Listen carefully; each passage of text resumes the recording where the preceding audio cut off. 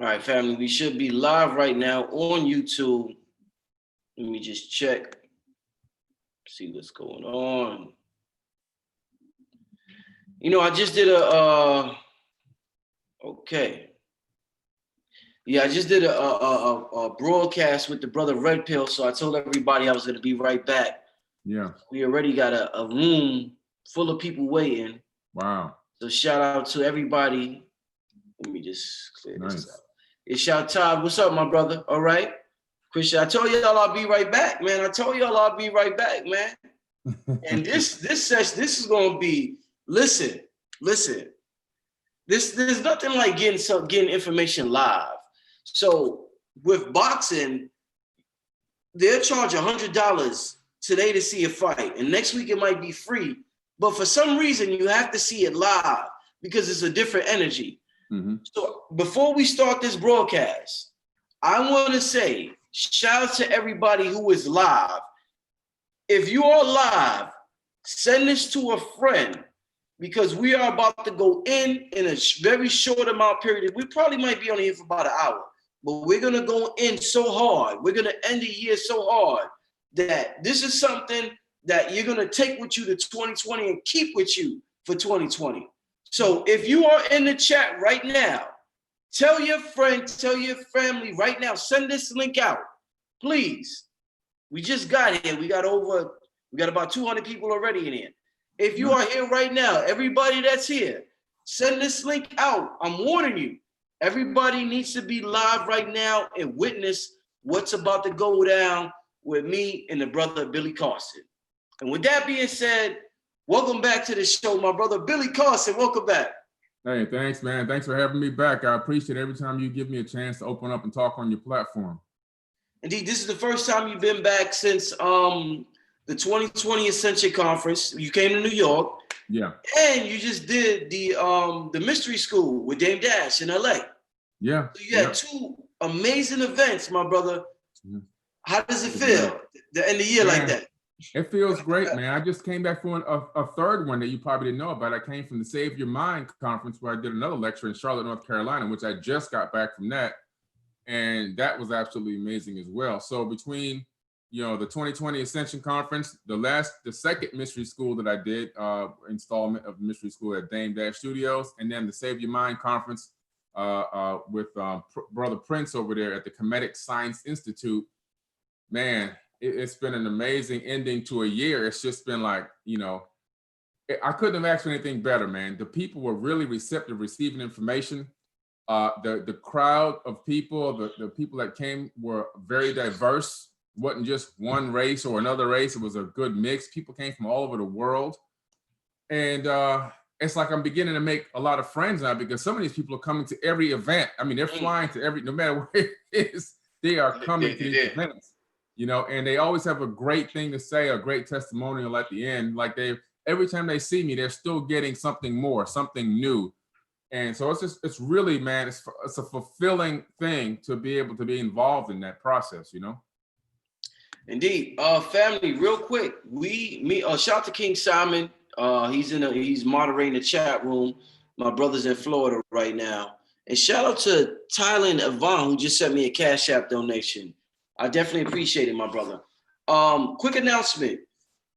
Me and the brother Billy Carson is going to be bringing one of his workshops to New York. The announcement will be made soon, probably at the top of the year. We're going to wait till the top of the year. We're going to make the announcement. But I wanted Billy Carson not to just speak for 2 hours. He came to New York, he spoke for 2 hours, but I wanted him to bring that energy that he has in LA with Dame Dash. And the brother goes in for about 6 hours. And it's like real, it's a workshop and it's real, it's real, you could participate in it. Mm-hmm. So I wanted him to bring that same energy to New York and the things we're talking about. Y'all know Brother Rich don't play, and y'all know I don't just endorse anybody or I don't just endorse anything.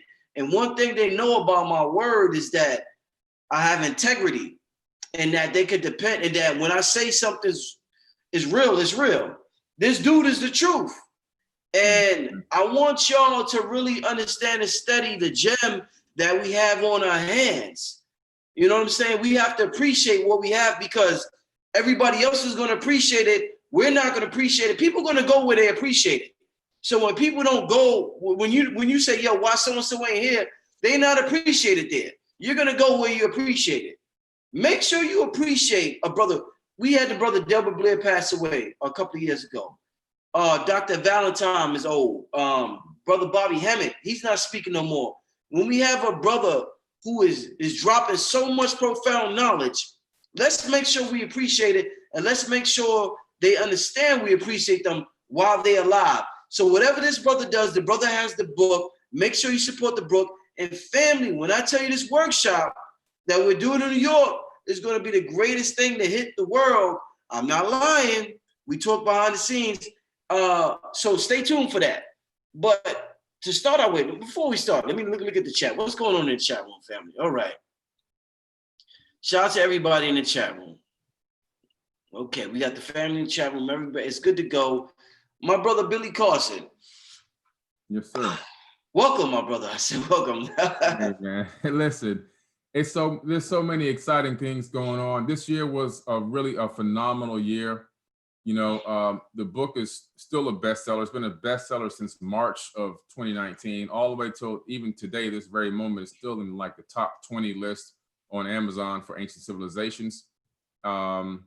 You know, it's just really phenomenal, man, to see the outreach and the amount of people that contact me and send me emails and DMs telling me how much this information has really changed their life. And my conferences, workshops, and lectures have, you know, changed their life. And, you know, a lot of people every day I get about 3 to 4 people that contact me that are contemplating suicide every single day, sometimes more, or sometimes a little bit less, but the average is about 3 to 4, sometimes 5. And, you know, I don't pretend to be some type of psychologist, and I give them the number to the suicide hotline because that's the first thing I do. Right. I try to find out a little bit like what exactly is making you feel this level of depression, and what's making you feel, you know, like you want to try to escape from this reality. And I get their feedback, and then I just try to drop a couple of tidbits on them, some little small knowledge bombs that just make them see that they're wanted, that they're loved. If they don't even have anybody around them closely, that the universal energy, the divine energy that creates this universe is in love with them, and, you know, and to embrace that. And, you know, some people have walked away from not, you know, committing suicide because of, they say, just because of the few things that I told them, that I took the time out of my busy schedule. They know that, you know, they know how big I am.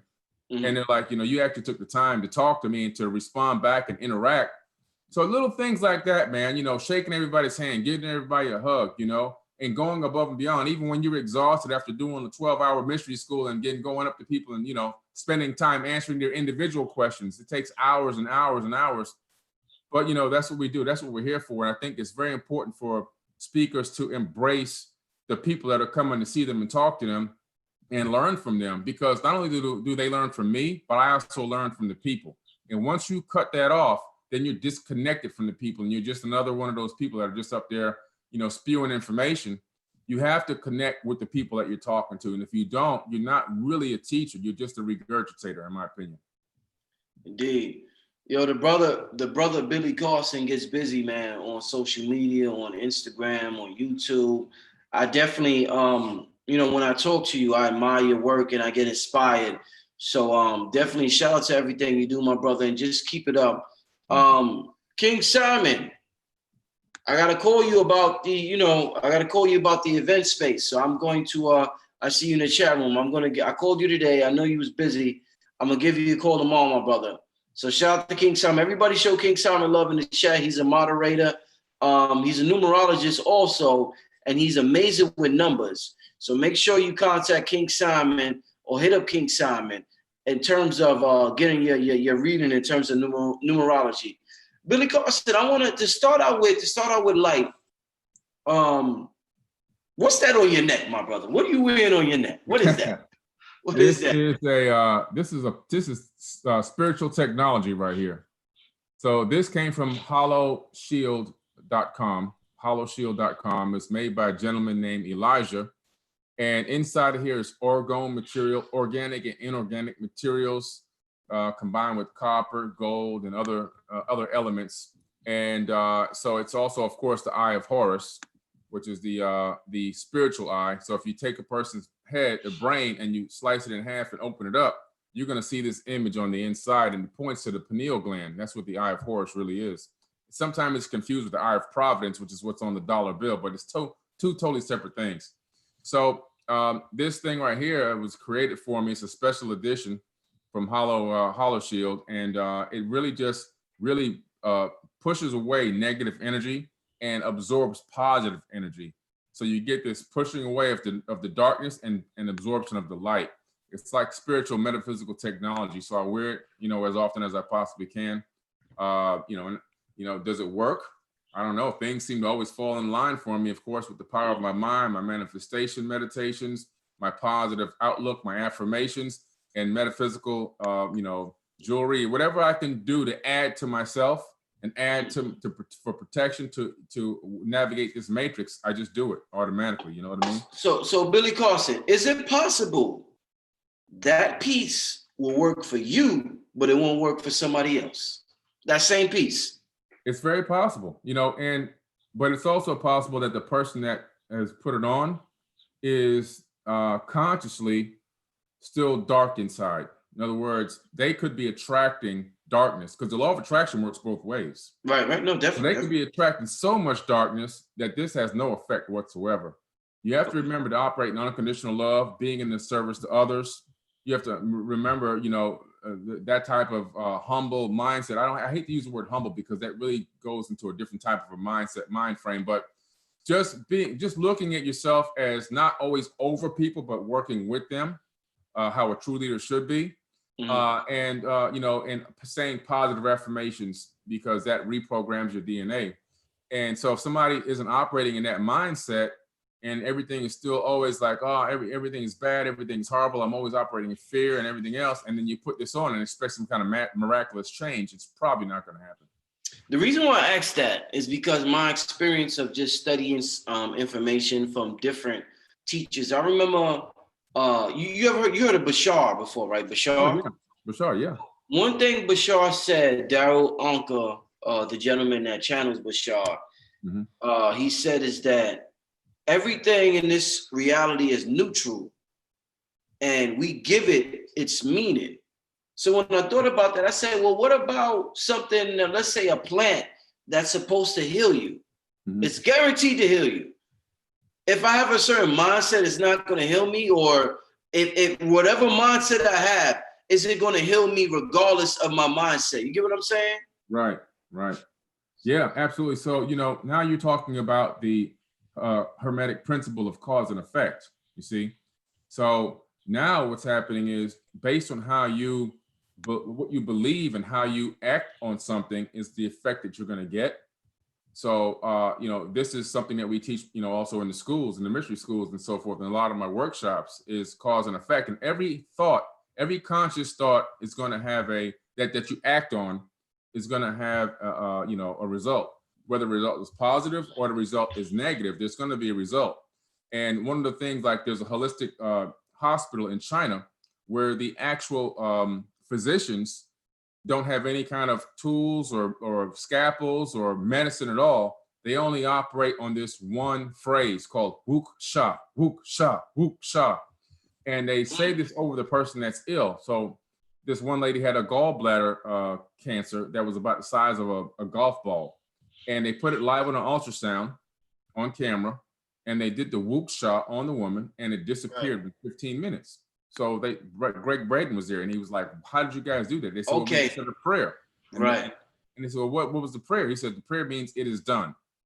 Now, it only works, according to these doctors, if the person that they're doing this holistic treatment on, this spiritual treatment on, believes that it's going to work. If the person doesn't believe that it's going to work, then it will not work. They have to be in full collusion with this metaphysical, healing. So she truly, obviously believed. They did the prayer, which the prayer was, it is done. There is no other words to the prayer except for it is done. And they said that over and over again, dozens of times, until the actual cancer literally just vanished. So before I ask this quick question, shout out to Tone B. Tone, call me, my brother. I see you in the chat. I haven't talked to you in years, my brother.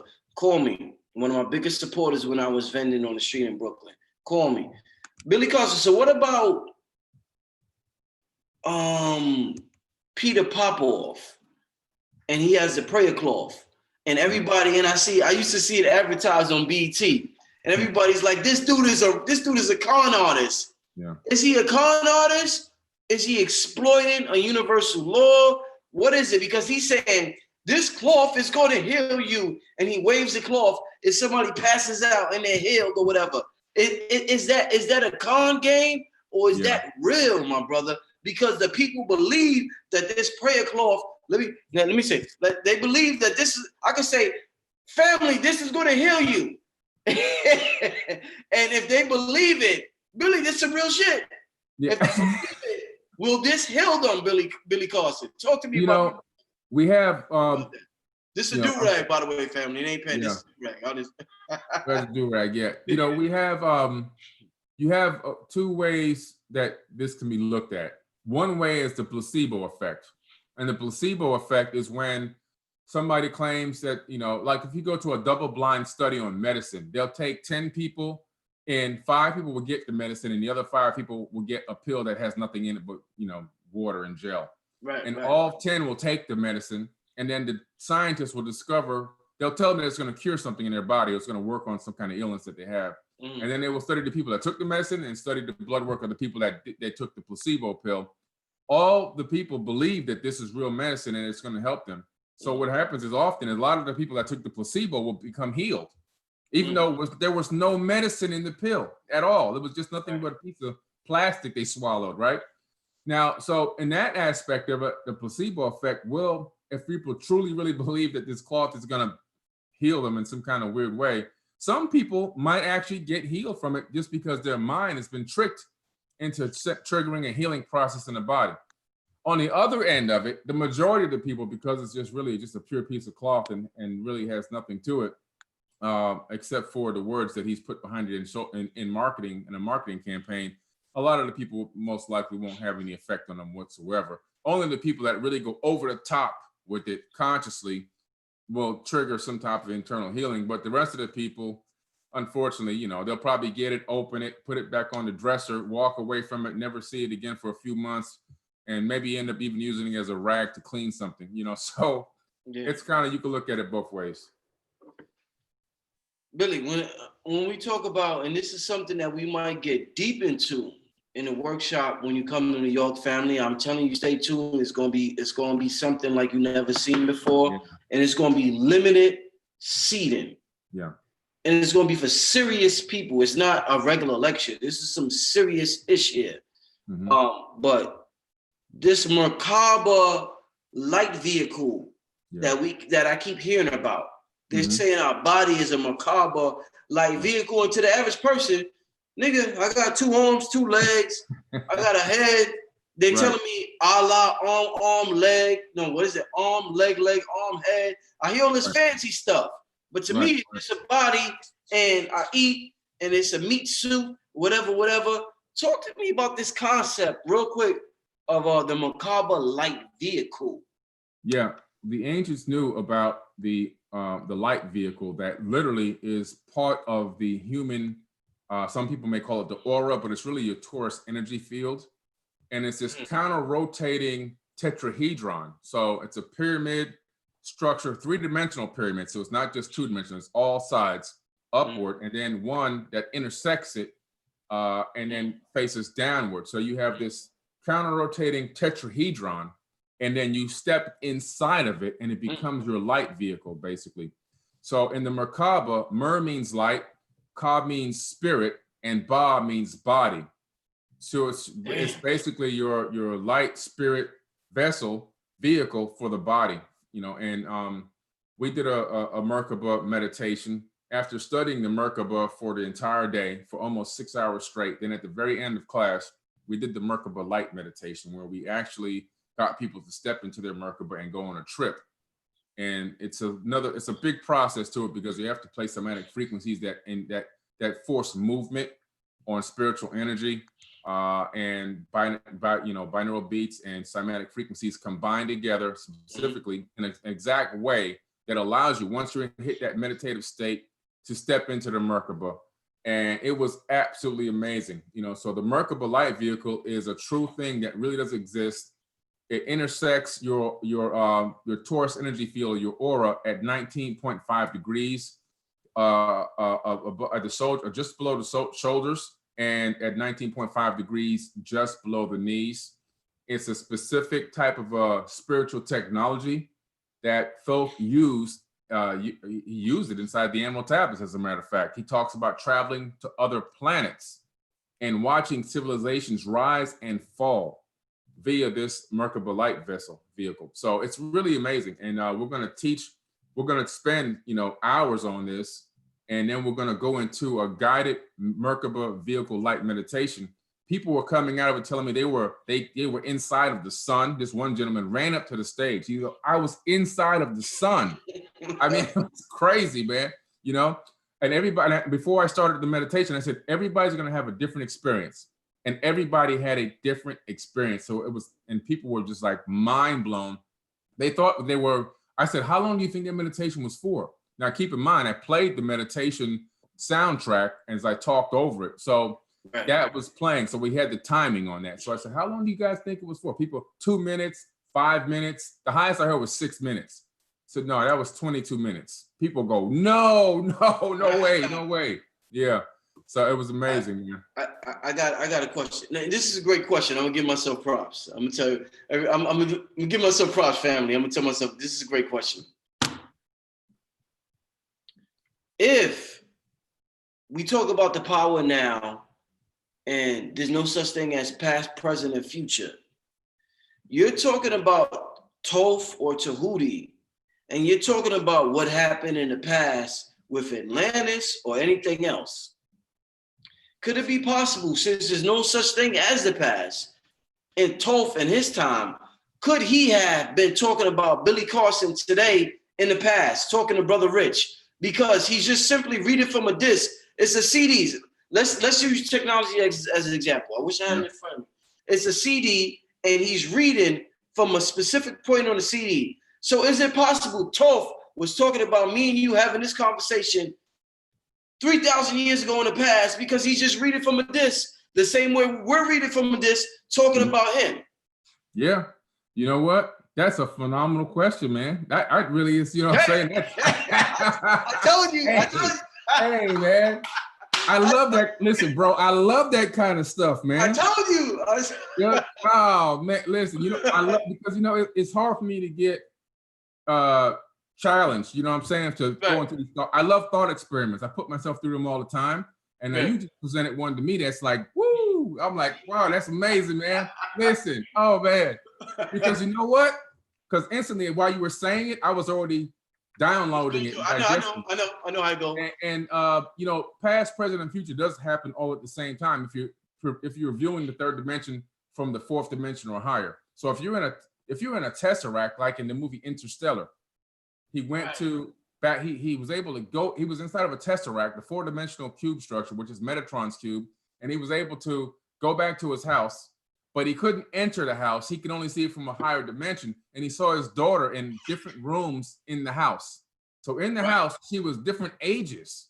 Exactly. Okay. Because when you're talking about past, present, and future, you're talking about imagining a house, and you're in different rooms of that house at different particular times in your life. So that's what it is to view it from a higher level, and how you can see the past, present, and future all at once.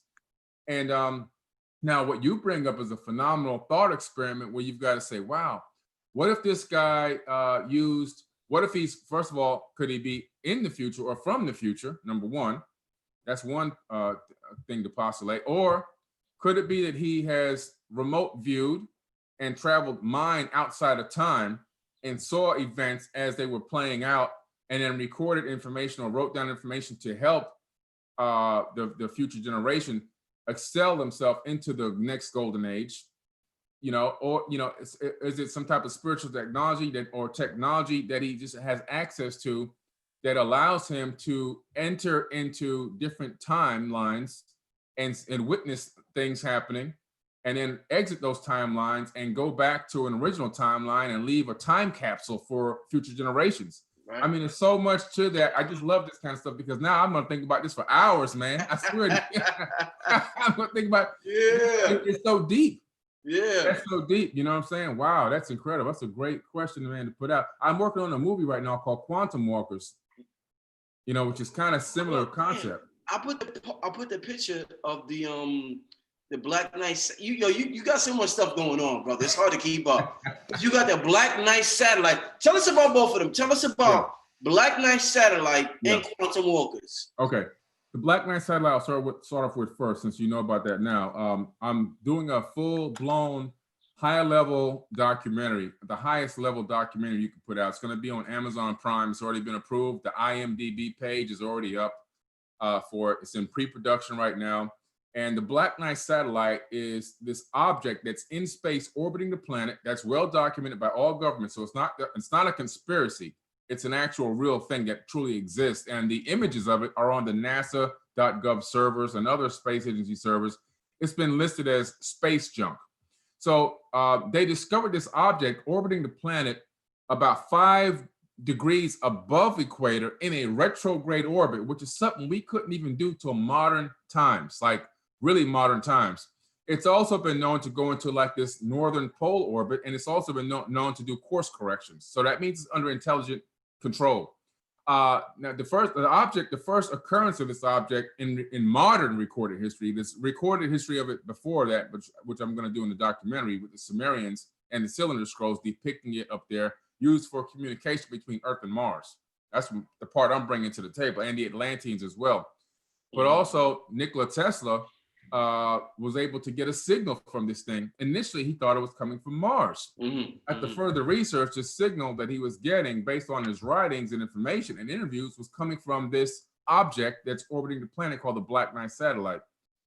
Then it kind of went quiet for a while till we got more advanced technologically, and in the 1950s, it came back again. In other words, we discovered that it was up there again, or we rediscovered it was up there, and it made news articles, front page of newspapers, Time magazine. And it was not just the Black Knight. There were a couple of them up there at that time, more than just one. And the object was then viewed in more recent time by the space shuttle missions. They actually flew over it and videotaped this raw footage, which you'll see in the documentary, of them flying by this thing to see what in the heck is this. It weighs about an estimated 15 tons. So initially, America was like, they panicked, like, oh my God, Russia put up this spy satellite. Is it weaponized or whatever? And they contact the Russian. Russia was like, nah, man, we thought you guys put that thing up there. They said, wait a minute, neither one of us can launch a 15-ton object into space. So what the hell is this thing? So they kind of debated back and forth, and they came to the conclusion, don't touch it, because we don't know what this thing is capable of doing. But one of the most interesting things about this object is that in the 60s, I believe it was, some ham radio operators had picked up the signal, same one that Tesla was getting. And they started playing around with the coding of this signal, and they discovered that it was pointing to the Boötes star cluster, or the Boötes constellation in the sky. But where it was in the sky, based on the precession of the equinoxes, where it was in the sky 13,000 years ago. So this thing potentially could be an estimated 13,000 years old, at minimum. Because if you go back another precessional period, it could be even older than that. You can just multiply that number, go back 36,000 years, just like you do with the constellation of Leo and the alignment with the Sphinx. If you go back 2 precessional periods, you go back to 36,000 years, right when Thoth wrote the Emerald Tablets. So it's an amazing artifact, anomaly that's in space, and I'm bringing astrophysicists, astronomers, ancient history experts, and also anomaly hunting image analysts, professional image analysts, to analyze the data and the images and bring the enhanced images forward so that people can see exactly what this thing looks like, what it is, what is the Boötes star system, what does it have to do with the Anunnaki and Sumerians. I'm bringing all this information to the forefront in an organized way that people are going to be like blown away when they really discover exactly what this thing truly is. I'm going to bring it forward in the documentary. That's going to be mind blowing, man. Yo, for real. Yeah, for real, man. That's amazing. Yeah. The Quantum Walkers is, I said, based on an experience that I had, I was walking. I used to go, 5-mile walks on the beach whenever I'm in town down here in Fort Lauderdale. And this one particular day I was walking, because in that walk, I get into this meditation, because you can get into a meditation in different states. Definitely. Meditation, you already know that. So you can be in the shower, you can go for a walk, you can be doing a hobby. You could be jogging. You could be jogging. That's right. That's right. Those are different forms of meditation. I got into this deep meditation during this walk one day, and I felt like I literally shifted out of this reality into another reality, but I was still in my body and I was still on Earth, but things looked more advanced. And I kind of thought, did I go to the future, or was this the still current time? It happened only for a very fleeting moments, and I felt like I literally left and came back. It was a very strange thing. First time it ever happened to me in that kind of feeling, where I wasn't in a light body, but I actually felt like I inside of another physical body, but just in another time or place. And what I had discovered when I was there, that brief moment, was it was Earth at the same time that we were, but it took a different path, evolutionary path. Technologically and spiritually, they went to Tesla consciousness, so to speak. Wow. So I've got a movie coming out called Quantum Walkers, which has already been, I could talk about it a little bit now because I've already submitted it to the Library of Congress and gotten it approved. Bro. So basically it's me. I'm the star of the movie. I'm actually I'm taking acting classes and everything for this. And what's happening is, in the movie, there's a parallel universe. So I'm on Earth in both universes at the same age, 4 billion year old Earth, nothing different about that, but except that one Earth is more advanced technologically, almost a type 2 civilization, and they're in a golden age. And I'm on this Earth as well, which is just a little bit ahead of where we are now, like 2025 age of Aquarius type stuff. And not too far ahead though. But you see where we are on this planet. I'm living in this. But I started experimenting with the Jed Pillar Ankh, which is a combination of the Jed and the Ankh combined together, which creates this particular type of a condenser that's attuned to the resonant frequency of the owner. The pharaohs and the elite Anunnaki would have this Jed Pillar Ankh. It was the key to walk through the Stargate. If you didn't have the Jed Pillar Ankh in your hand, the one that's attuned to your subatomic frequency, you couldn't walk into a Stargate. That's how they assured only the elite of the elite were able to walk through. This is real ancient history now.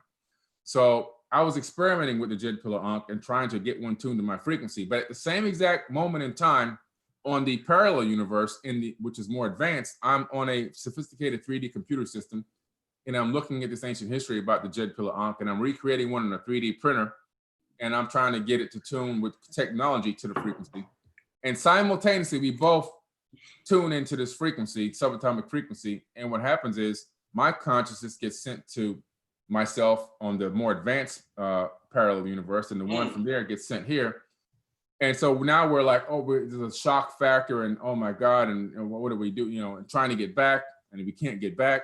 But then the mission begins on both parallels. So on the mission here on this particular Earth, where we are kind of right now, I realized that we went down a different, when I come to the realization that it's the same exact year, but this is just a different evolutionary path, my mission begins to raise consciousness on this planet and help bring mankind back into the golden age, or to get to a type 1, type 2 civilization, to start that process.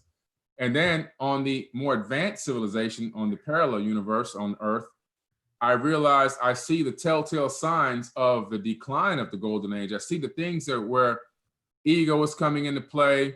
Different people are trying to rise to power and use the people's consciousness in a way that can benefit them. So I start to see the decline of the golden age. And now my mission in that realm is to try to stop the declination of the golden age. So it becomes a mission. So there's two missions, one to raise up to a golden age and one to stop the fall. So try to break the cycle. Yeah, man. Yo, dope, man. Oh, man. It's going to be amazing. Yo, I can't wait. I can't wait, my brother. I can't wait. Yeah.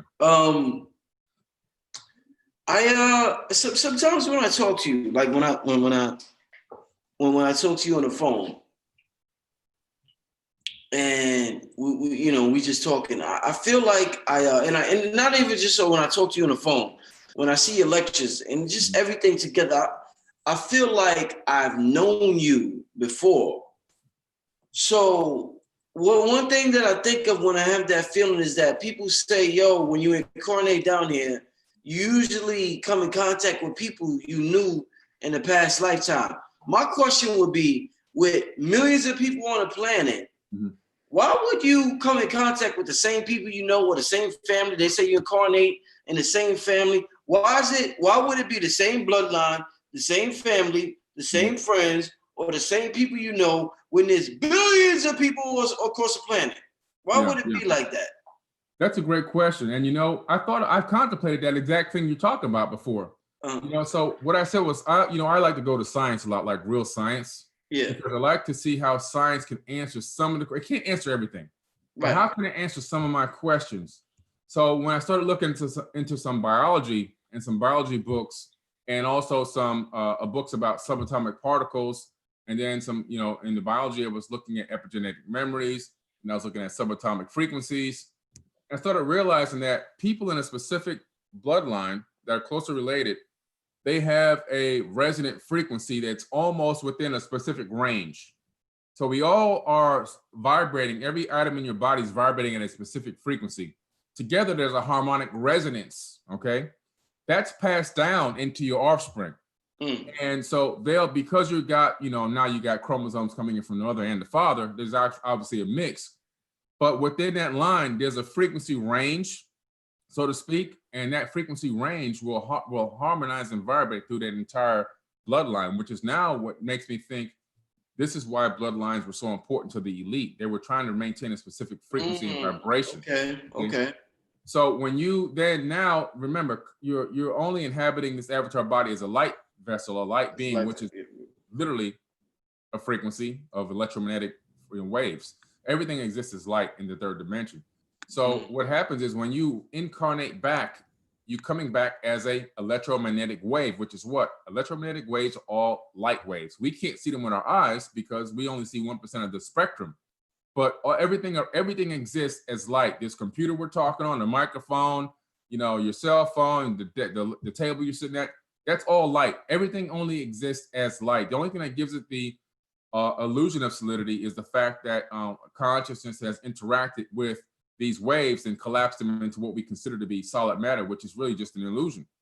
So now you're coming back incarnated as another version of light, but what if you're holding on to some of that resonant frequency from the bloodline you came from all the way back? People could be coming back over and over again within the same family, you know, system over a lot of times because of a resonant frequency, like your frequency, your harmonic resonance. As you're coming back, it links up, you know, like magnets. It pulls back into that same line again. So that's just a hypothesis, not a definite, just a possibility, something for people to think about. It could be a resonant frequency issue, why that happens. Indeed.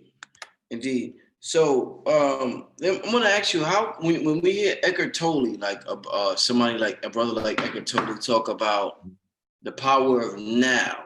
Yeah. And I was like $1 million seller, and the world went crazy when he started talking about the power of now.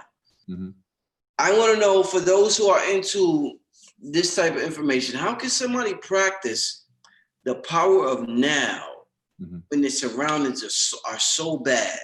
Yeah. A lot of people that practice power now, they got something good going for them. They could afford an Eckhart Tolle lecture that's like $1,000, you know what I'm saying? But let's say somebody who's in the ghetto, and that's what I'm Billy Carson. The purpose of my platform, is to bring people who you wouldn't expect that's into metaphysics. So when you see brothers and sisters from our platform, you're like, oh shit, I didn't know you was into the you know about the Merkabah?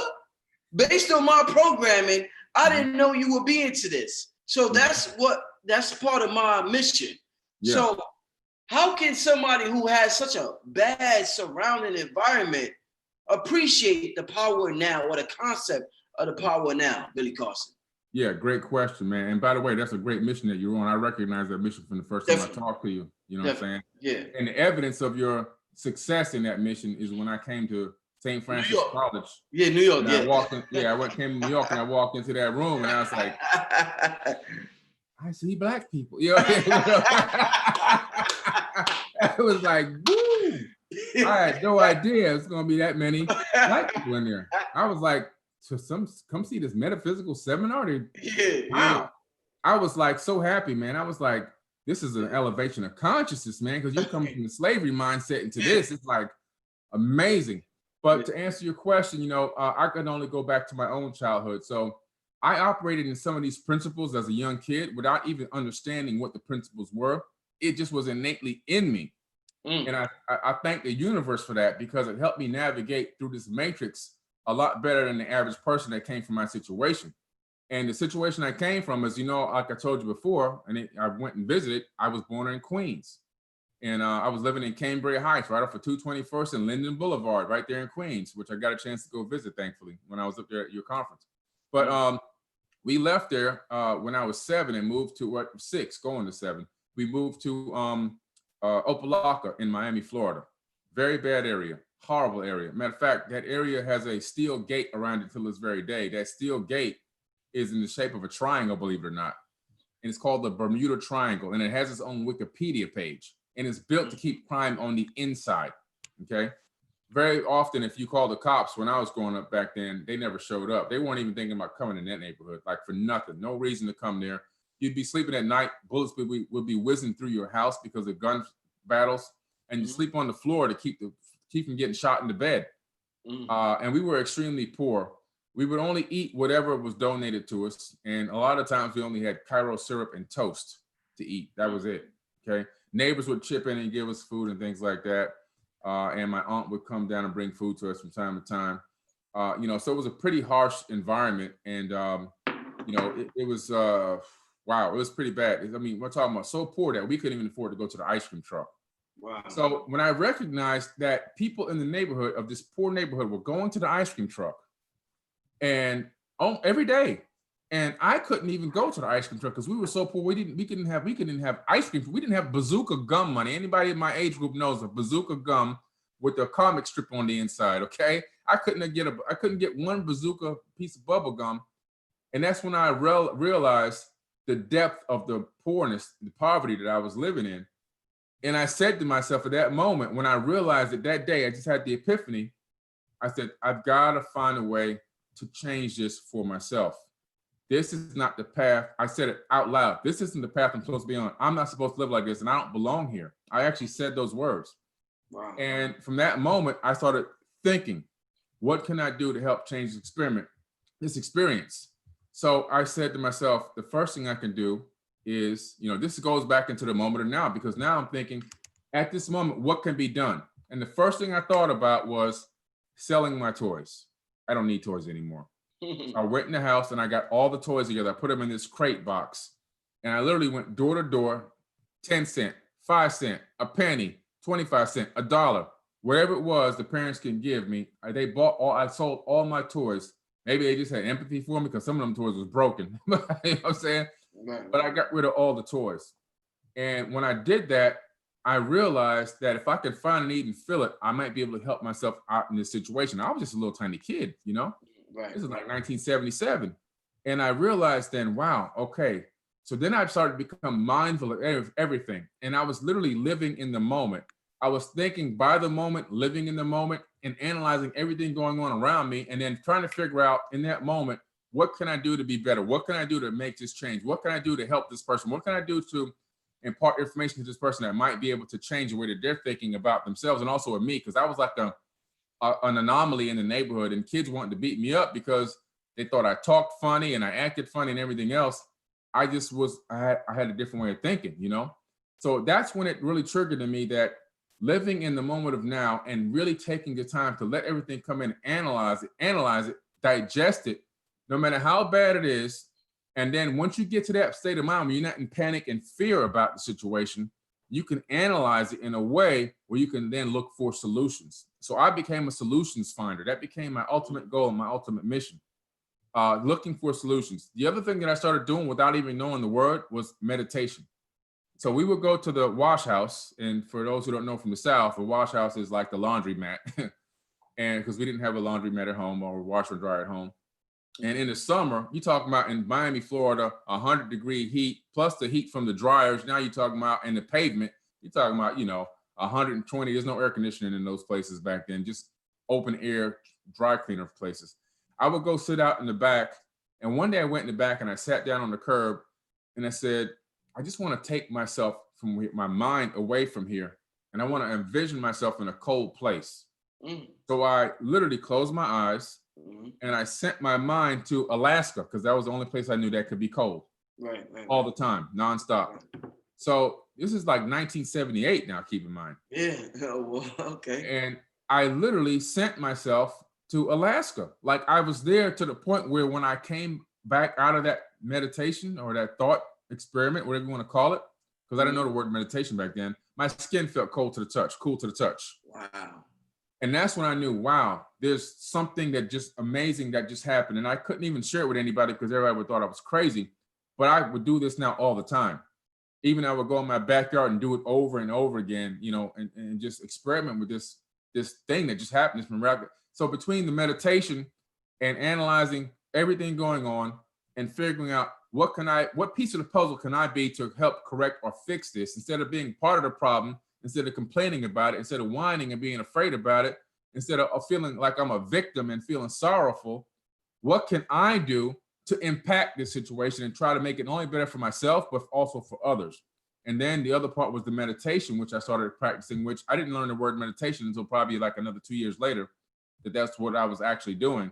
But between those two things, I think that a person can really analyze their surroundings, find a way to find good in the smallest thing and absorb it. Like I really right now, I find good in the things that people may be like, if I'm walking down the sidewalk and I see it don't have to be a rose, it could be a weed growing out of the concrete.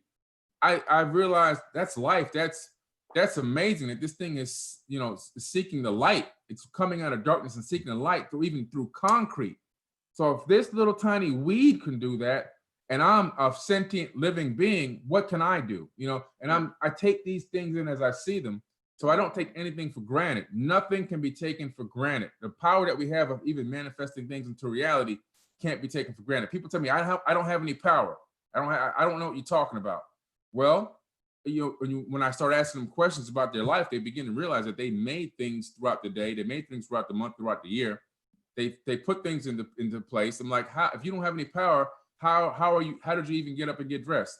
They don't realize just the smallest things can show you the power that you have. Now, how can you magnify it? How can you amplify it? How can you push it forward out and make it affect your life in different ways? And that's part of the teachings that we like to go through. But understanding, don't take things for granted, understanding, analyzing the moment of now, and meditation will definitely help you in your situation, no matter where you are. Wow. Yeah, I mean, definitely. In terms of, I see you make a lot of posts about the third eye or what we call the third eye, right, on your Instagram. We hear about, you know, we say we talk about the Merkabah vehicle, and we hear about the term mermaid. It's always this mer. There's this mer before something else. So we was mermaids before, now we're Merkabahs or whatever. But my point is, our vehicle in the past may look different from our present vehicle. The two eyes, the ear, 2 ears, the nose, the mouth. So our past vehicle, that light vehicle that we use to navigate this dimension, was there an actual third eye? Or was that just, is it just something that's inner that we talk about? Or was did our light vehicle actually have a third eye in the middle of our head? You know, that's a good question. There wasn't really an actual physical third eye that you can see in the middle of the head. Even though it's represented still even modern times, like in India, a lot of headdresses from Africa, you'll see the third eye piece right here that goes on the crown chakra. But what it is really representing the pineal gland inside the brain. And because that scientists and real science, real biology, they discovered that this third eye, it really does exist. It doesn't work off, it doesn't have any capability of analyzing what we consider light from the pupils, but light from the outside does get to it and trigger it. So it does get triggered by light, and then it secretes these hormones and so forth. So it's really an amazing thing. Now, the pineal gland we have now is a lot smaller than our cousin. Our cousin would be the people that live on Earth long before Homo sapien, our other hominid cousins that existed. We're finding their bodies all over the world. A lot of them have bigger skulls, bigger brains, and probably most likely bigger pineal glands, right? Right. Now, the pineal gland is a spiritual antenna that is it's set to connect to higher levels of consciousness and also synchronize with the universal consciousness and be in tune with the resonant frequency of the earth and the planet. Something that we've kind of been disconnected from. Like when you see wild animals, you can see how wild animals are always in tune with the planet. They know when things are going to happen before they happen. They know when to move to certain areas. They know when to migrate and everything else automatically. We have kind of been disconnected from that. We're relying on GPS navigation. We had to put together a technological way to do this navigation because we've been separated from it in our own brains. So, you know, but the third eye is a real thing that's there. And through mindfulness, positive affirmations, meditation, and the right type of a high energy diet, most likely a plant-based diet. And of course, not taking any toxins into your body. Don't use toxic cleaning supplies. Don't brush your teeth with fluoride, things like that. You can reactivate your third eye pineal gland. And some people say, well, how do I know it's activated? Am I going to feel something? You're going to begin to become more conscious, and you're going to begin to be able to be at a higher level to where you can look back on your own self and realize where you were and where you came to consciously. And that's what being born again really truly means. It has nothing to do with the religious version of being born again, begging somebody for forgiveness. It has to do with the elevation of consciousness. That's what being born again truly means. Indeed. Indeed. Once again, family, this Brother Rich, man, I'm here with Billy Carson. You need to be here. You need to be hearing what we're talking about.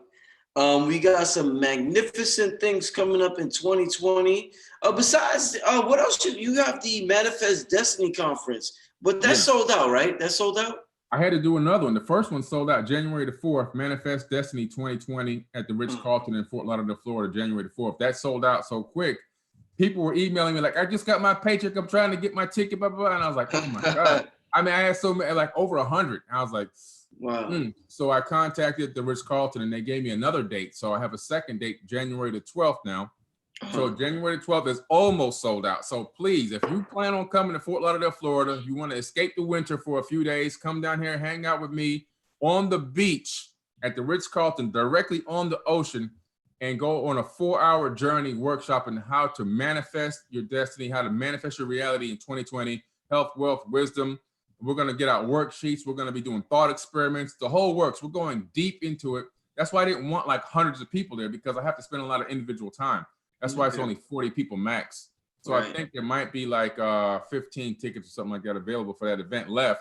So if you want to come to Fort Lauderdale, Florida, it's January the 12th, Ritz-Carlton at the on the beach.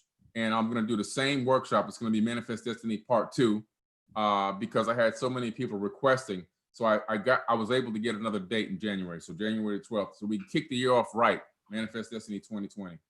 Indeed. And family, once again, stay tuned.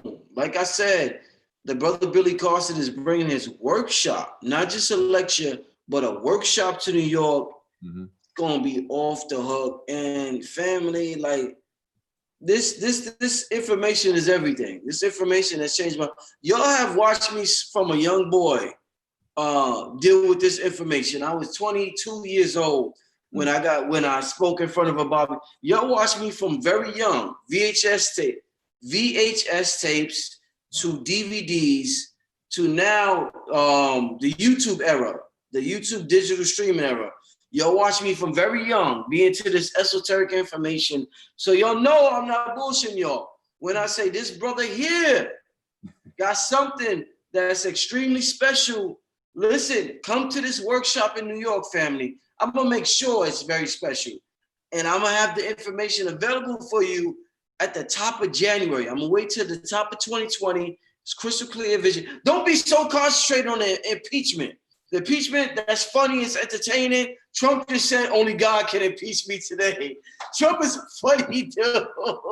Listen, it's funny, it's entertaining, but besides the entertainment and the reality TV, you have to be your own president. You have to be your own governor. You have to be your own, it's a God body. There's billions of cells within you, and you have to take control over that. And it is what it is. Ignorance is a choice at this point with so much information available. I'm not saying I'm perfect right now with everything, but I'm tapping into my Godhood at the best of my ability right now. Billy Carson, what I want to ask you about, with that being said, let me see real quick what's going on in the chat room. We got about 800 people in the building right now. Wow. All right. Sunray keep okay. Sunray, I've seen him post this a couple of times. He want to know about your travel to Australia. Are you supposed to go to Australia or something, or? Oh yeah. Right after the second Manifest Destiny class on January the 12th, I'm going to take a couple of days off because I need to take a little mini break.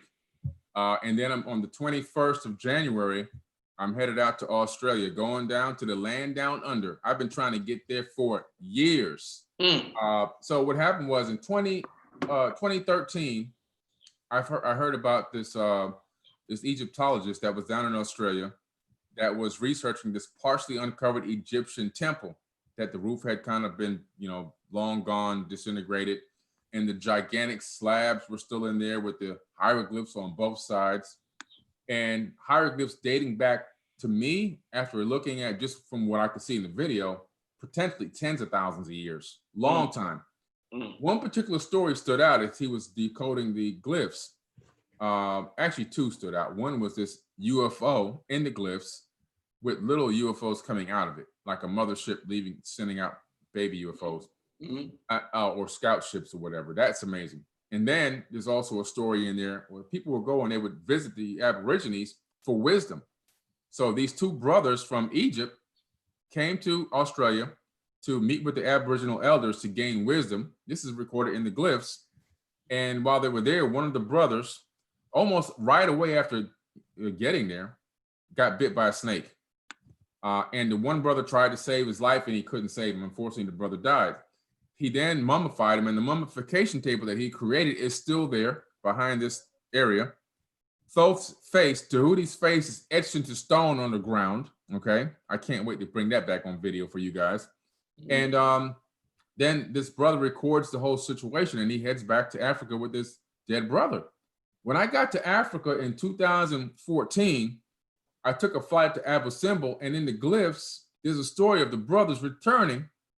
And I'm like, wait a minute, returning from where? From Australia. Bro, that blew me away. I said, this story came full circle. I said, no, I have to go to Australia now. I have to get there. I've been trying to get there since 2014, and just always, a scheduling issue or situation, and other trips that I had because I pre-planned my trips pretty far in advance. And I'm able now finally to get to Australia. I've already set up with the same exact Egyptologists. They're gonna meet me there. They're flying in to meet me there, and a guide. And I'm gonna analyze these glyphs myself with my own glyph reading book and everything else. And I'm gonna make it into a documentary, the Gosford Glyphs. I'm gonna make it into a documentary.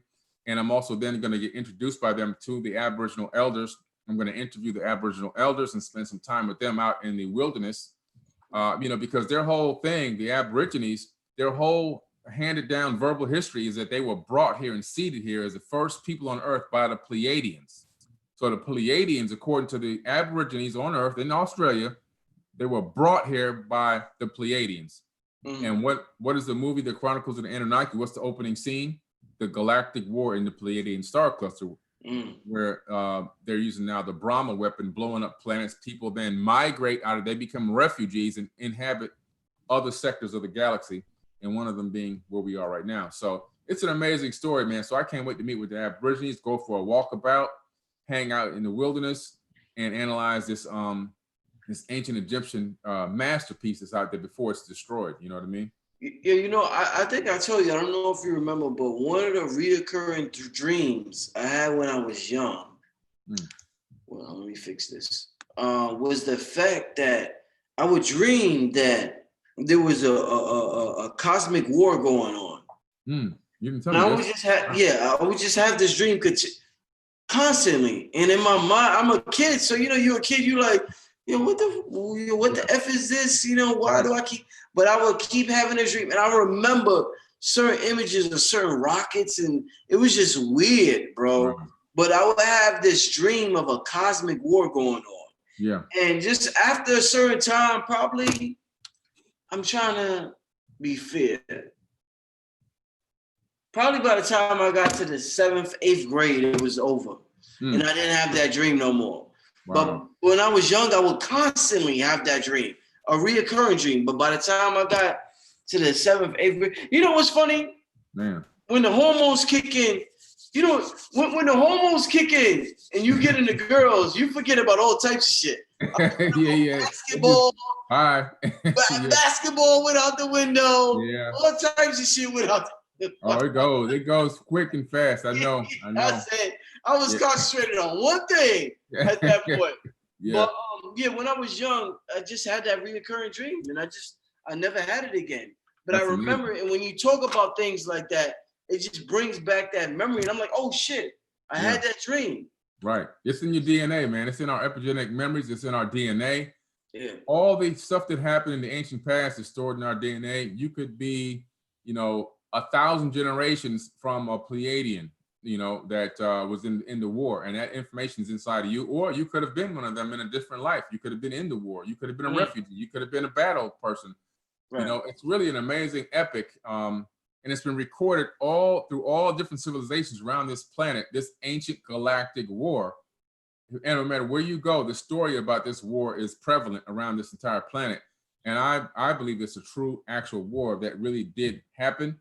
And I'm looking to bring that to the people based off the ancient tablets and scriptures, bring them a true story about what happened in the ancient past, this ancient galactic war. We really are a species with amnesia, like we've heard before. We're, after we got pushed down and back into like a stone age and trying to bring ourselves back up into another golden age. It's been an arduous journey, man, but we're getting there little by little. The next big step we have to do is we have to raise the level of consciousness on the planet and then overthrow the oligarchy of the 13 families that are running at 7.5 billion people. So we got a couple more steps to go, but we're going to definitely get there. Billy Carson, is it possible for me to incarnate? Well, I got two questions. Oh man, shit. This is like I said, I could talk to you all day, my brother. Before I ask the question about memory, I'm trying to think. Let me ask a question about memory. Is it possible, my brother Billy Carson, to incarnate with your memory intact? Because say I'm Brother Rich, I leave this realm. Mm-hmm. Is it possible for me to incarnate in another Merkabah light body vehicle? And I remember this interaction or my whole lifespan I had as Brother Rich. Or is the program, the contract is you must forget.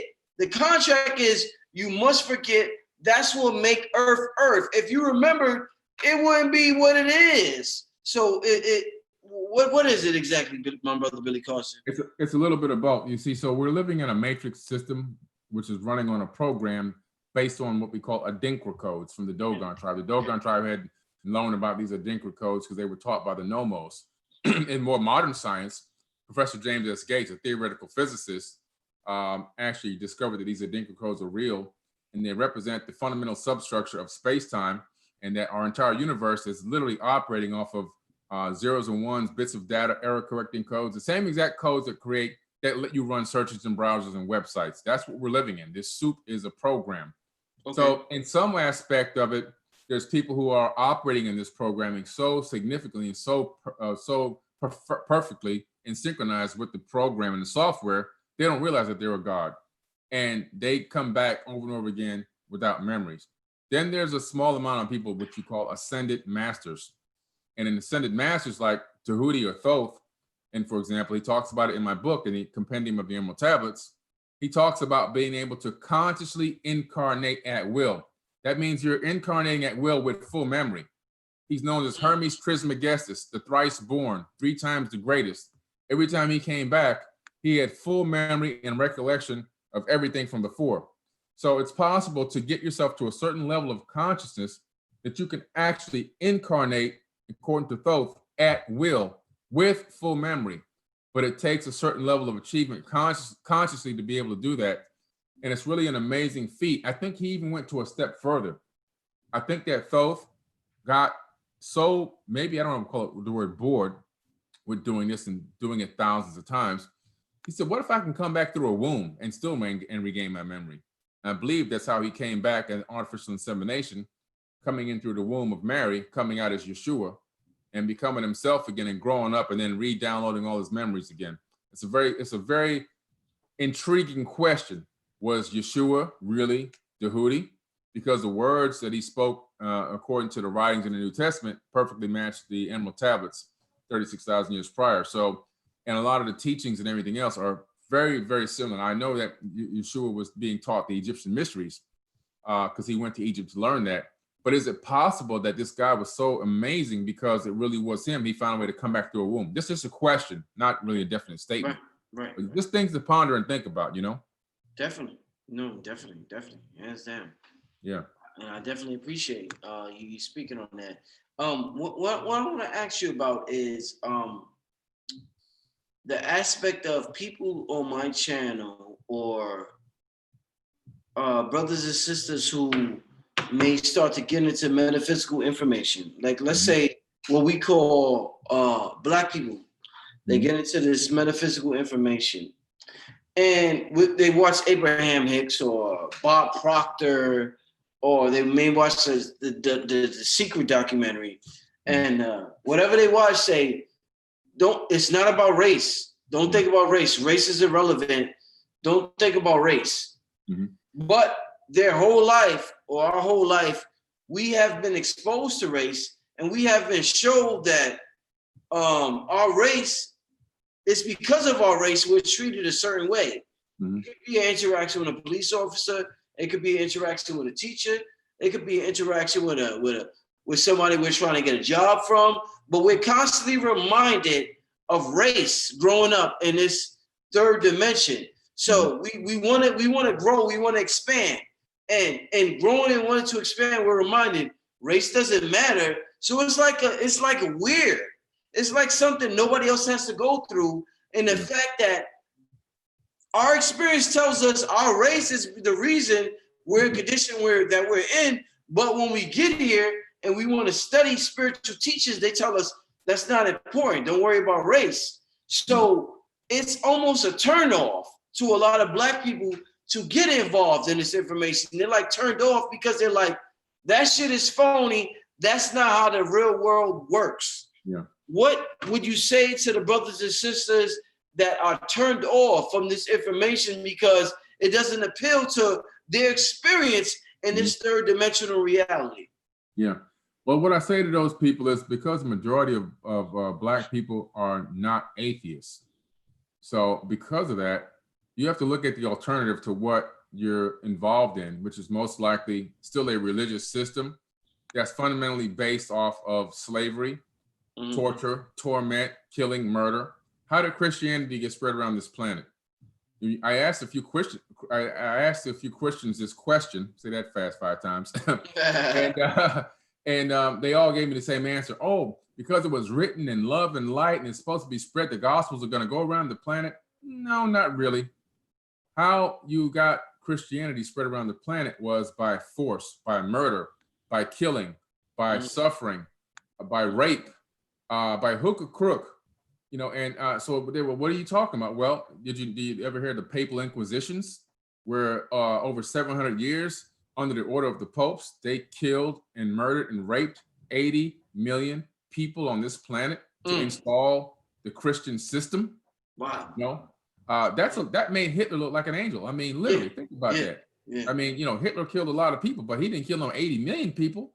Yeah. So, you know, they literally took this thing by force. And the reason why you look around the planet and all the indigenous people in different parts of the world don't speak their original language that they were taught, you know, from their ancestors is because why?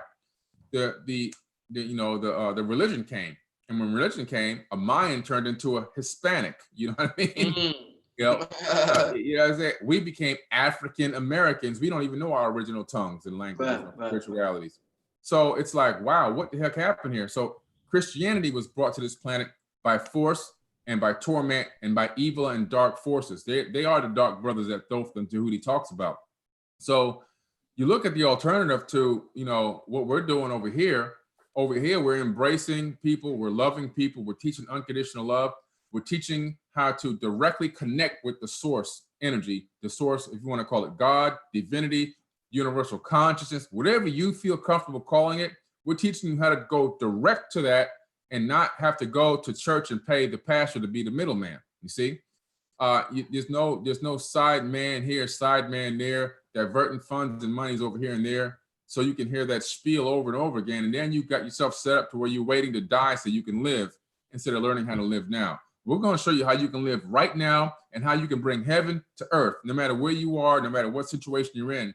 That is the ultimate mission and ultimate goal.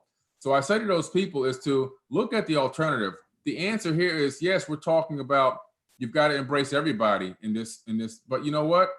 Understand frequencies and vibrations. Understand that mindset of embracing everyone and loving everyone puts you in such a high vibrational mode. And if you understand frequency and vibration, you'll understand that will let you synchronize with the law of attraction and bring better things into your life and positive karmic energy into your life versus the other mode of segregation. I'm pissed off because it's happened to my ancestors. I'm pissed off because the way I'm being treated right now, and so forth and so on.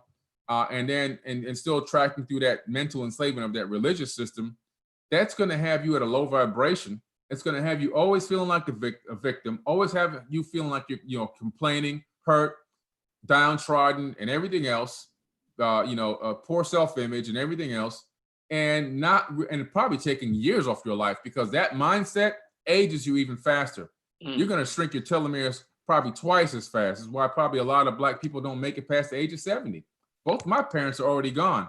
My dad died at 76 and my mom died at 62.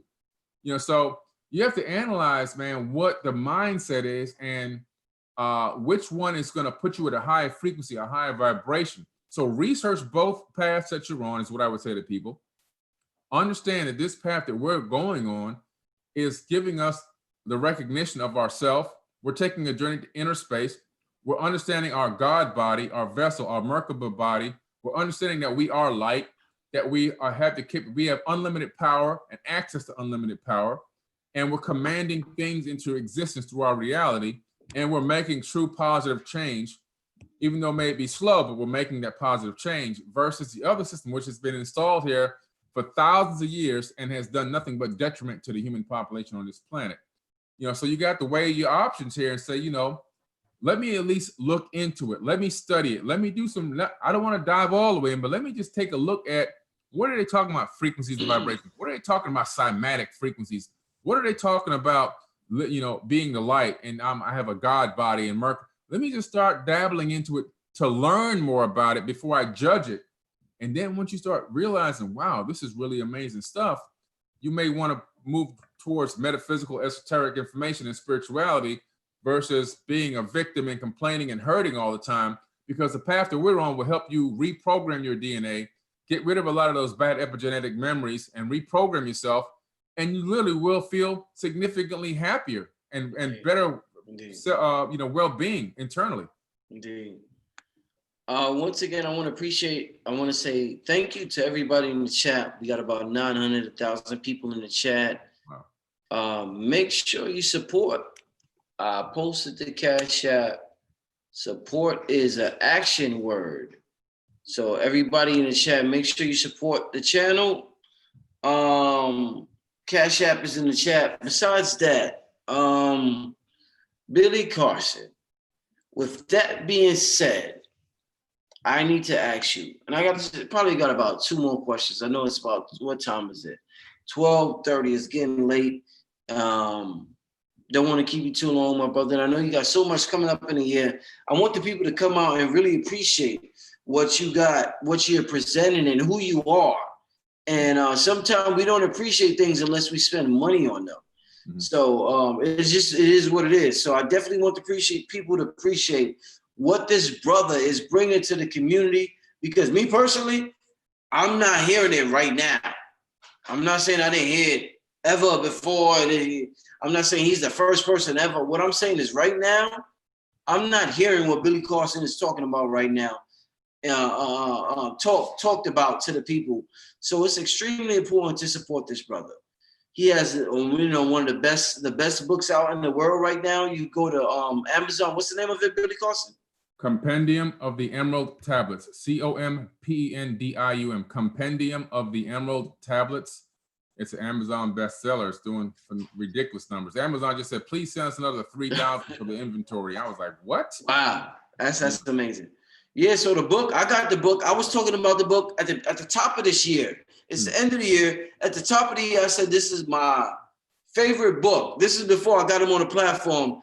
And somehow, I think because of Donnie Arcade, his artist, I got him on a platform and I was able to kick it with the brother. But before I even had him on the platform, I was plugging his book. Shout out to Emmanuel for just sending a donation, Cash App donation. Family, make sure you support the platform. Send your donations in. Cash App. Billy Carson, a couple more questions. All right, so all this spiritual information. I mean, a great show we had today. Absolutely amazing show. People were watching and would say, oh my God, this show was amazing. Brother Rich gave amazing questions. Billy Carson gave amazing answers. I loved it. What I want to say though is that the gangsters, let's talk about the gangsters. Yeah, we can talk about them. Let's talk about gangsters. Yeah. Because sometimes we separate gangsters from spirituality. Right. So the gangsters the technology we use, right? Billy Carson. The gangsters go to Africa and rob, rape, pillage, whatever they do to Africa with the cobalt technology, and we're able to use our technology to even have a live stream like this today. To talk on our phones, these fancy phones we have. So when we talk all of the positive talk, and we got to be positive, and we have to be righteous and eat electrical foods, and we have electrical thoughts. These gangsters, they do gangster shit, and they make it possible for the so-called positive people to do what they do. Right. So is this to manifest? Is it really about it seems like it ain't about being positive. It seems like the gangsters got a hold on this shit more than anybody. Billy Carson, could you elaborate on that? Yeah, that's a great question. That's a great thing that you bring up. You know, sometimes when I'm talking to people, they're like, you know, you're talking about manifesting this and that, but I know some people, because I'm telling them the process needed for manifesting, and like you said, eating the right foods and the right thoughts and positivity and everything else. And they're like, man, you know, well, how come so-and-so over here is like this bad person, or what they consider to be bad? They really don't, you know, their perception is that the person is bad, and they're doing this, and they're eating, you know, they're eating meats, and they're doing this and that, and they're treating people like crap. How come they're able to get, you know, they have these things in their life, the things that I want and put in my life, they've got them, and they're doing it at a high level? And my answer to that is, we're living in, and we're living on an energetic grid. This grid that we're living on is called, you know, the universal force. The force, like from the movie Star Wars, is real. The force works in good, and the force also works in bad. You have the light and you have the darkness. You know, just like in Star Wars, they talk about the dark side and, you know, the light, the Jedi are the light. Right. So you have to understand that this energetic grid that we're on, it's yin and it's yang, it's good and it's bad. So if you become a master of the darkness, like Thoth Dehuti in the book talks about, the Dark Brothers, they've mastered the capability of harnessing the energy and using it for darkness versus people that can use it for light. So you have to understand that it works both ways. And you have to also understand that everybody's not going to manifest at the same particular skill level. There could be people that are just born innately with the capability of manifesting things a lot better than you are. So you've got to go through these steps and these processes and these rituals to make everything happen.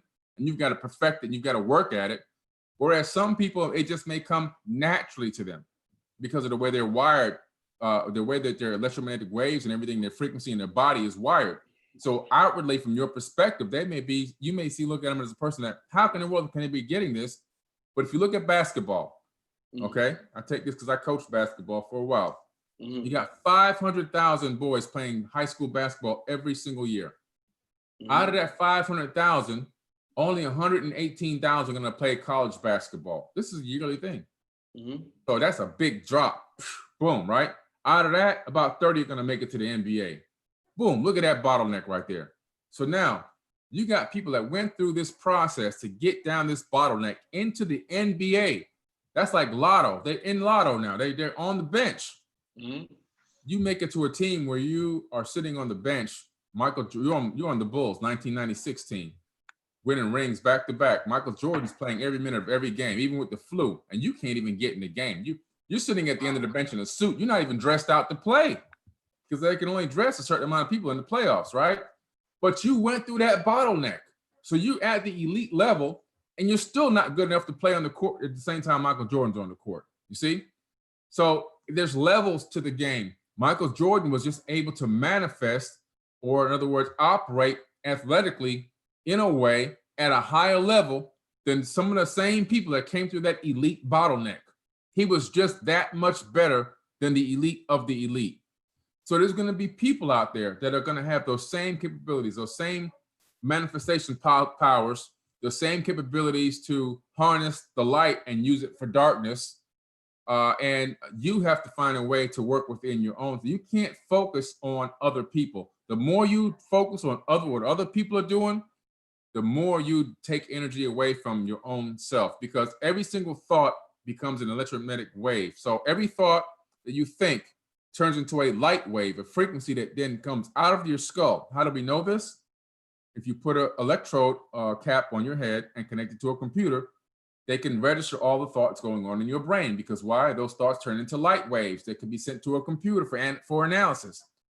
So every time that you focused on somebody else and how they're living and what they're doing, you're pocket watching. That's the biggest problem we have in society is pocket watching. Watching other people's pockets. So concerned with what the other guys got in their pocket. Woo, man, listen, it's horrible. So concerned. They're so overly concerned. That same energy that has now gone sent out from their consciousness, which is going away, by the way, it's going to go through the universe forever. It never ends. It never stops. It's like the TV shows from 1930 we used to play on TV. Those radio waves are still going out into space. Same thing with your consciousness. So you taking that energy now out of your body. That energy can be turned to yourself, and you can utilize to better yourself. Analyze what people are doing. Analyze how they're living. Analyze what's going on. At the same time, what can you do to better yourself? What can I take from this person that I can utilize in my own life? What can I learn from this person? I learn from everybody. I don't like presidents in terms of me, not that I hate a person, but I'm not involved in what I call politricks. But I will take little dabs, something I see that I can utilize in my own business, in my own life. I'll take it, no matter where who the messenger is. If a person is a quote unquote horrible person, but they say something powerful that I know that I can utilize that information, I'm going to grab that little tiny bit and take it and keep it for myself. You can't judge everybody and worry about what everybody else is doing. Instead, try to learn from everybody. I learn from every single individual person and everything that they do and say, and I absorb it like a sponge. I discard the stuff that insults my soul, and I keep the stuff that I think it has a possibility of benefiting me and maybe even benefiting others. And when you learn how to do that, your whole life is going to change. You're going to turn all the way around 360, and things are going to start looking a lot better for you. But please, people, stop the pocket watching. Please stop. The other day, I'm sitting in my car and I'm doing an Instagram live. I was just moved to do an Instagram live or an Instagram post real quick. And I'm sitting in one of my cars, and one of my cars is a Rolls Royce. I got a Rolls Royce Ghost. So they see the RR and the headrest or whatever, You can't be spiritual and drive a Rolls Royce. What? Come on, man. Are you kidding me? Being woke doesn't mean being broke. Right. I can't say that enough. If you can't manifest a light bill, if you can't manifest a car payment, if you can't manifest a mortgage payment or a rent payment, then don't go around talking to people about metaphysics and spirituality, because they're not going to believe you, because you're walking around talking about how powerful you are, but you can't take care of your bare bones necessities. And so one of the things that I promote, and that's a book I have coming out, is Being Woke Doesn't Mean Being Broke. That's a book that's actually in editing right now. And I'm going to teach people how to change this mindset from living this gypsy lifestyle because you think you've made it to this consciousness level. You can't help people. If your goal is, the mission is to help people, you can't link up and help people at a higher level if you don't have 2 cents in your pocket. So you have to have that mind. I'm a guy looking to do big things. I'm not going to just hand a guy a $5 sandwich on the corner and feel like I did my mitzvah for the whole year. No, I want to be able to go out there and how can I impact 1,000 lives this year? How can I impact 2,000 lives this year?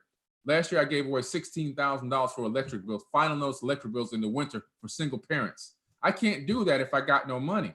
You see? So this is something that you have to understand. So that's a whole other level we got to get to consciously. This broke thing, it's okay to be broke because I'm conscious. No, that's an excuse you're making for yourself so you can be lazy and not go out there and try to manifest a reality that your family needs you to be able to, so you can leave something behind for prosperity. Yeah, I mean, that's exactly what it is, Billy Carson. And when you do these videos in a Rolls Royce, I'm looking at it and I'm like, damn, I'm inspired. I'm like, yo, that's what I want. You know what I'm saying? I want every teacher.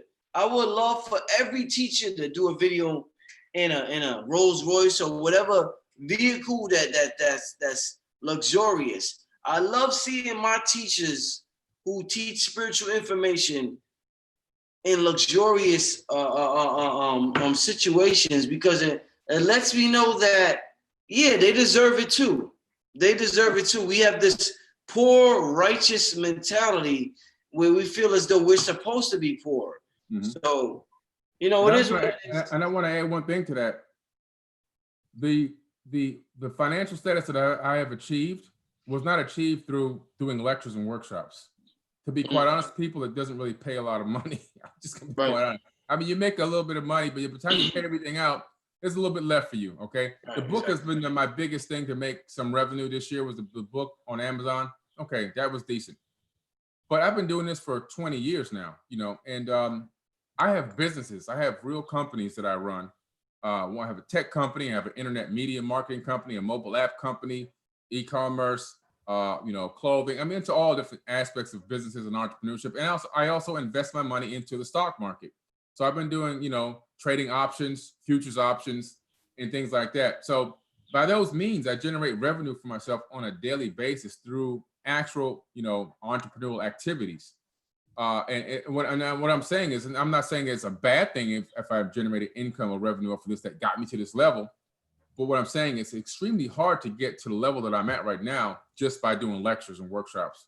If I had 15, 20 books in circulation, that's a possibility. Now I have 11 more books coming out.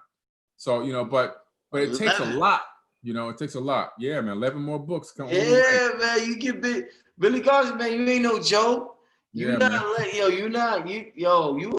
you out there for real, my brother. Yeah. Listen, before we close it out, this is something I asked you about when I talked to you on the phone, but I want to put it out there to the world because I want them to know that what we're talking about, we're not crazy. Mm-hmm. And what I'm referring to is the Iraq Stargate. USA invades Iraq. This is war on terrorism. The war on terrorism, the war on terrorism.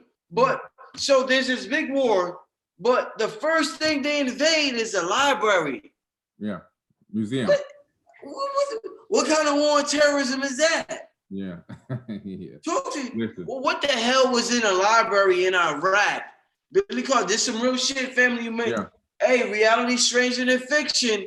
Yeah. What the hell was in a library that they needed to get to this library? Billy Carson. Yeah, it was actually a museum. So Saddam Hussein was like, you know what? We've collected a lot of these ancient artifacts now, these Sumerian artifacts, which really depict advanced technology. And he had his hands on some advanced technology as well. He had it stored in this museum that he was going to open up. It had books in it too, so it was like a library/museum. Right. He was going to open up to the world, though, to be able to make it like a tourist attraction. People could come there from all around the world and discover that the Sumerians out of Iraq were one of the most sophisticated and technologically advanced civilizations in history of this planet. And America, you know, through intel, discovered that he had this information. And of course, just like Hitler was on his journey for ancient texts and information, America's on the same quest as well. And they were like, we got to get our hands on this information because our intel is telling us that some of it talks about weaponry, talks about ancient wars, tactical information, and technology we could potentially bring into our military and incorporate into our vehicles and everything else. So we got to go get this stuff. And I actually know one person that was actually there. This is, actually two people now, because my sister married a gentleman who was actually there as well. And there's pictures of him on his Facebook account there. So they blew open the doors. They blew open the steel door to the lower levels of this facility. and stole all the major artifacts and technology that they can get their hands on. The military, United States military did this. Yeah, yeah. Then the second place they went, this is now, this is to get revenge on 9/11. They go to the Ziggurat of Ur. So at the Ziggurat of Ur, what was inside of there? Again, we have a lot of photos of this in one of my online Facebook groups, which is the Anunnaki History group on Facebook. There was a stone circle. We don't even know if it was stone, but it looks like a stone. It's a gigantic circle with a hollowed out in the middle, which looks very reminiscent to the same one from the movie Stargate. I mean, very close. Wow. And so they go into the ziggurat and they take this object out of the ziggurat and put it into the back of one of these big, military trucks with a tarp on the back. And my friend says it pulls off, and it's the last they ever saw of it. So could that have been, it looked like a Stargate. Could there have been the WMD, Weapon of Mass Destruction? Could it have been a Stargate? Could they have really gone on this mission to eradicate these people and kill them and kill Saddam and everybody else to get their hands on information of ancient records that could be then reverse engineered into technology that we can use right now in our military? Because we didn't want it developed in third world countries or other countries, then the balance of power shifts. Because if some of this is anti-gravity, weaponry, whatever, now all of a sudden, these people find a way to get scientists to recreate some of this stuff. And all of a sudden, now they got power and control. We can't have that happen. We got to keep them below us. We got to be down. We got to be up here. They got to be down here at all times. Yeah. So we got to put our boot on their neck, so to speak. We're going to go in there and kill everybody. We're going to take this information. And on top of that, we're going to steal your resources as a caveat. That's what happened. Wow. Yeah, man. Hey, man, listen, family. Let me see what's going on in the chat. I told y'all there was going to be an amazing show tonight. I told y'all, hey, we've been on here. We got about 1,000 people in the chat. We've been on here for about an hour and a half. Mm-hmm. Listen, family, man, it's been off the hook tonight. What y'all talking about in the chat? What y'all think? I'm about to wrap it up, but I would love to get a question from y'all. Give me a question for Billy Carson. Before I end the program tonight, give me a good question. I'm going to answer a good question. I'm not going to answer a bullshit question. Give me a good question, and I'm going to relate it to Billy Carson.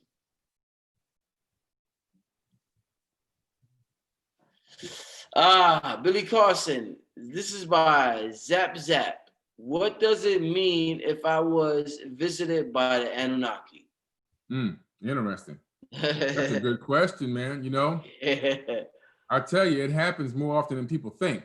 In 2000, let me try to get the exact year right. This must have been, that was 6 years ago. So probably I would say now 2011, 2012, somewhere in there. I went to this restaurant to get a salad. I was just trying to take a quick lunch break in between appointments. I'll go into this Chili's restaurant to get a salad. And this guy who's about maybe close to 7 feet tall walks up to me and he goes, hey, Billy, what do you know about the Anunnaki? And I keep in mind now, I didn't launch Forbidden Knowledge on Instagram until the end of 2012, December of 2012. Wow. And nobody knew who the heck I was. Right. And, somebody might have had just seen the History Channel talk about my underground shelter, but nowhere does it mention Forbidden Knowledge or social media anywhere. Right. And so I was like, I kind of jumped back for a second because I'm thinking, wow, this is incredible. What do I know about the Anunnaki? I wasn't even calling myself Forbidden Knowledge yet. So I don't even know who I am, right? I'm like, my brain is blown. So he says, yeah, I know all about them. He goes, the people that I'm from genetically created the Anunnaki. I said, what? He said that? That's what he said. And then he invited me to come sit down with him and have lunch with him. And I was kind of reluctant at first because I'm thinking this guy's, out there, man, like to just walk up on somebody like this. But then a part of me was so intrigued by what he said. I was like, let me just do it. I'm in front of all these people. He can't, there's nothing that can happen here. Yeah. So I sat down with him and I'm like, he starts talking about Anunnaki and ancient civilizations and all this stuff. And he goes, oh, don't worry about my wife. He was sitting there with his wife. She doesn't speak a lick of English. She has no idea what we're talking about. And she sure didn't. She could barely say hello in English. And this was a brother though. And the guy was, like I said, he was tall, and he was talking about this race that was a race that escaped the ancient war. Here we go again. And yeah, you know what I'm saying? Here we go. And that that almost like what the Anunnaki did to us, they were like trying to do to the Anunnaki, which really these become these Atlantean beings or whatever. But they had tried to get them to do the workload for them and recreate a new society and a new civilization on another planet. And then they escaped from that. They overthrew that, and they escaped, and they got to their own, established their own civilizations. And I was like blown away by this information. Like, wow. So could it be true? Could it be fake? I don't know. I'm just telling you what happened. But what I'm saying, the reason why I'm saying this, because for like the person that asked the question, it could be that they have some way of understanding or knowing who you are, and maybe that you could potentially have an impact by your platform or potential platform. At that time, I didn't even have a full platform yet. Potential platform that I had envisioned in my mind, but didn't even fully manifest at the time yet. It was in the process. Maybe they have a way of reading minds, telepathy. Who knows? Maybe they have, like you say, that disc, and they can see information in different segments of the, of the timeline. Yeah. And he saw, oh, this is the guy right here. I'm plugged into this timeline. This is the guy. I want to go bump into him by accident on purpose and just drop a seed on him right quick.